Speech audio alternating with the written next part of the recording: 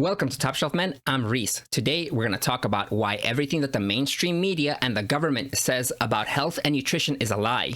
Because in reality, they want you fat, sad, and lonely. Welcome to the Nutrition Red Pill. In the West, women's empowerment and feminism is all about turning women into poor versions of men and turning men into fat, docile, soy-sipping betas who won't reproduce. And this is on purpose by the government or the powers that be, whatever you want to call it, the Malthusian cult. But this is why most men are overweight, lonely, and unhappy. And your red pill for this episode is that everything that is pushed by the mainstream media about health, nutrition, and everything that we are taught by the educational system, by our parents, what is considered the common knowledge about nutrition is a lie. But the truth is starting to catch on.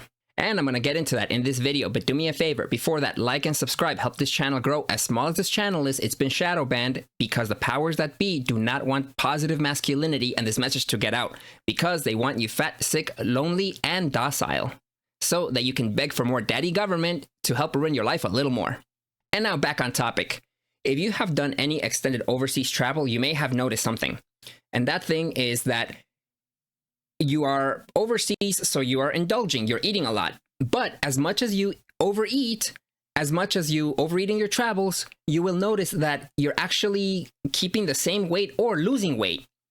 And that is not an accident. That is because what is typical in the Western diet is actually poison. It's actually hurting your body. It's damaging your hormone system. It's reducing your testosterone to make you a fat, weak, docile beta. Because that's exactly what they want you to be.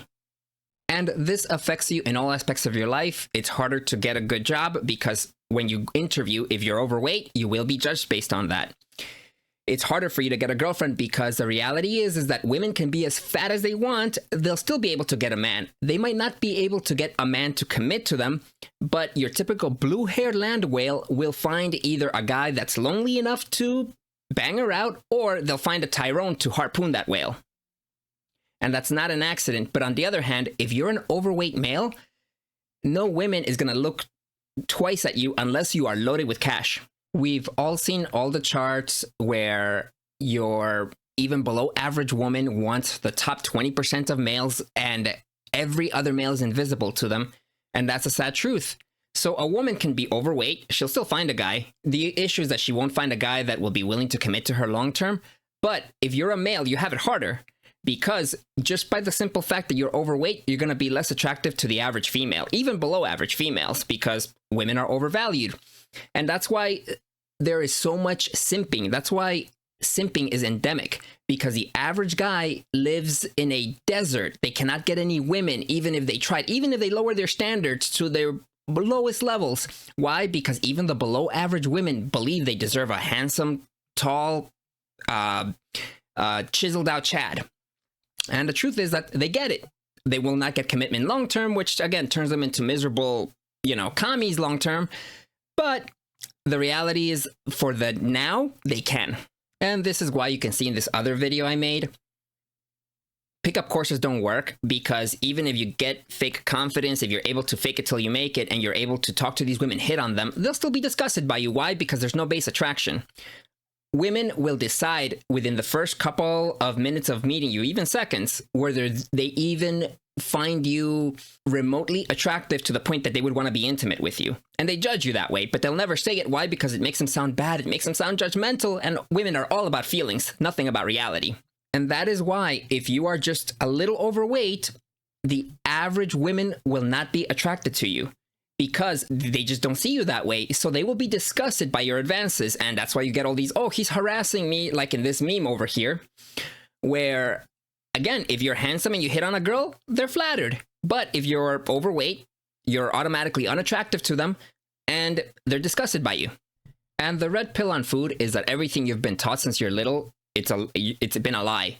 Most of Gen X, older millennials, they were all taught that you have to stuff your face with grains and sugars and crap. Like you have to eat like you're a freaking cow. And you should avoid meats. You should avoid fats. You should avoid things that are actually good for you. And because your body uses fats to regulate your hormones. So if you do not have enough good fats in your body, then you know what? You will be low testosterone. And that will also affect your drive for gaining muscle. That will affect your risk tolerances. That will affect everything. That's why the average soy sipping beta male acts like a woman, because they're all low T. This is why when you go to the store, most of the foods that you're going to find at the store are going to be full of sugar. They're going to be full of seed oils that cause inflammation in your body. They help you develop cancer over a long period of time. Damage also your hormones. They lower your testosterone. All these foods are poison. And what is considered health food is telling you, oh, you have to eat like a woman. You have to eat a lot of salads. You have to eat a lot of vegetables. And the reality is that, we're mostly carnivores. Yeah, salad can help you, but if you stuff yourself full of salad and so-called health foods, you're going to be hungry in 2 or 3 hours. Why? Because as much as you're stuffing yourself full of leaves and grains like a freaking cow, they are not nutrient dense. So your body's going to run through that and say, hey, give me more food, and you'll be hungry again. And this is the scam, because then the food companies can make more money because you'll be eating more than you actually need to. Because you'll be eating yourself full of calories that have no nutrient density. Back when I was a kid, we used to have a popular insult for someone, and we would call them a herb. And a herb was short for herbivore. And what that meant is that back when I was a kid, we had an intrinsic knowledge that guys that mostly ate vegetables were weak, what you would call now a soy boy. So it's kind of funny because, we're not herbs and we are carnivores. So our diet should actually be high in meat and animal fats.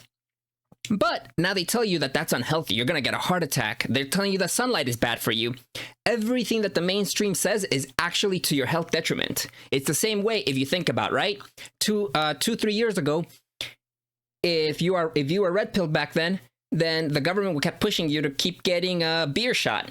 And again, if you were smart or cautious, you were, okay, let me wait and see. And then you did your own research and you found, oh, it's giving people heart issues. And it's the same thing. The government is lying to you about the food because they do want you fat. They do want you low T and docile. Growing up, I did have problems maintaining my weight because I did keep a standard American diet, which is high in carbs and high in sugars, low in protein and low in fats. And I was overweight. I had issues keeping my weight at a proper level. So what I did is that I would overexercise. I would work out 5 to 6 days a week. I was running in my peak. I was running about 60 to 70 miles a month. And I would keep track of everything. And it kept me in shape. But the issue is that as I got older, as I got past my 30s, I started to have knee problems. And it was harder for me to keep up with the running. And as I got busier with my businesses, it also was harder for me to keep up with all the weight training for hours.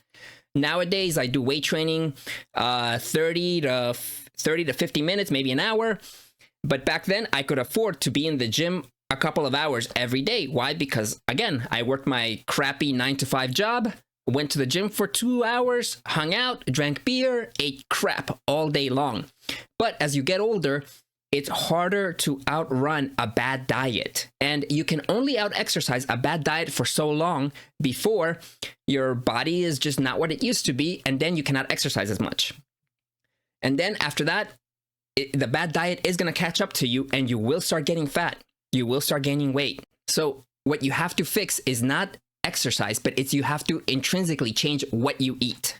And everything that they tell you is wrong about what they're telling you to eat. So as for me, I started to do my research. One of my buddies, he recommended to do fasting. So, okay, I did some fasting. And again, it was very hard because since I was eating a very carb-heavy diet with a lot of bread, a lot of rice, a lot of pasta, I was always freaking starving.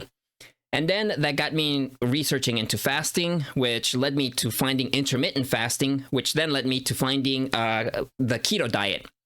And there's a lot of great YouTube channels that teach you about the keto diet. So I got on the keto diet a few years ago, and it's worked for me great.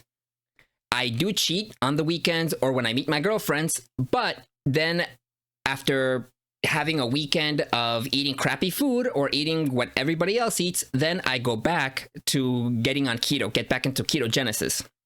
And it's been working for me. I've been keeping my weight stable even through times where I go on vacation or when I'm with friends and I have drinks. You have to have the right knowledge about it. It's not like a faucet where you turn it on and off. If you eat a lot of crappy food, it's going to take you a day or two to get back into ketogenesis where you're burning fat for energy instead of sugar.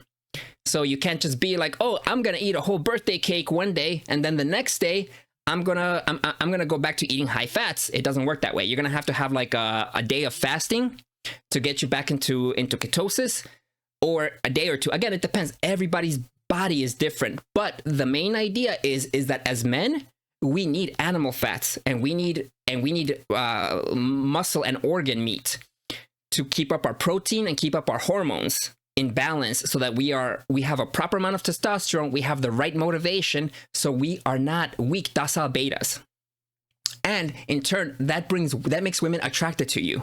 Again, you're not gonna be Mr. Don Juan getting every single girl, but just by the fact that you have a decent physique, you will be way more attractive to the average woman than you would be by being overweight or skinny fat. And that's why I recommend you do your own research. If you are red-pilled and you are having weight issues, you understand that men and women are intrinsically different. If you understand that the stuff being pushed by the government, making you take all these medicines, making you take all these drugs is unhealthy, then you should also understand that the common knowledge for what's considered healthy and what's considered normal diet, the normal American diet, is also a lie. That's why do your own research, find out what works best for you. And the reality is that you cannot out-exercise a bad diet forever. You might be young, you might be athletic, but as you get older, your joints wear out, you start to have issues, and you get busier because you're building your own empire. To be the best version of yourself, you're not going to have as much time. And that's why you have to find what works best for you. Again, for me, I recommend either a carnivore diet or keto, because that's what worked for me. But you have to find what works best for you, because if you are listening to them, if you understand that you are being lied to about women, about the medical industry, then why do you believe what the government taught you about nutrition being factual? And thank you for watching this video to the end. If you enjoyed this content, please leave a like and subscribe, as I want to make this channel grow and build a community around it where like-minded men help each other through the good times, through the bad times, so we can share tips, because everything we are being told in current day society is a lie. So let us know, what have your experiences been with weight gain, weight loss? Let us know in the comments below. This is Reese. See you next video, guys. Peace.